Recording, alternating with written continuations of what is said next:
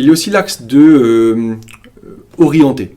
Alors orienter, donc là on est plutôt sur les chefs d'établissement, les chefs de projet, les centres de formation, qui sont venus là ici pour un petit peu orienter et écouter le maximum de conférences pour mesurer des tendances. Alors maintenant, comment on peut orienter ces tendances et quelles sont ces orientations qui sont à prendre? La première qui est orientons nos déploiements dans des projets. Donc il n'y a plus et il ne faut pas faire de déploiement pour la technique. La technique, oui, est intéressante, pédagogiquement enrichissante. Là-dessus, il n'y a pas de souci, il n'y a plus rien à démontrer. Mais orientons nos déploiements vers des projets pédagogiques. Je veux travailler un projet de communication, d'ouverture sur le monde, d'être plus critique par rapport à quelque chose, sur les langues, enfin bref. Mettons des projets en place qui vont convoquer l'outil.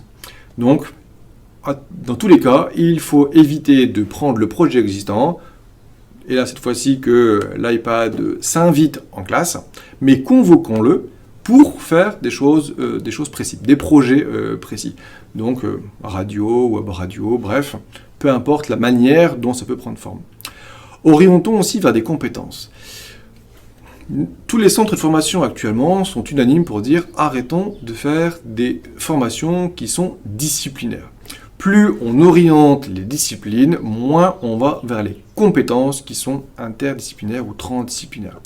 Les formations disciplinaires doivent s'effacer pour mettre en place les compétences. N'oublions pas que c'est l'élève qui est au centre et on doit développer ses compétences, éventuellement à travers du français, des maths, de l'histoire, etc. Mais but du jeu, jeter un maximum de ponts entre les matières et entre leur action et ce qu'ils peuvent voir dans le vrai monde, comme on pourrait l'imaginer.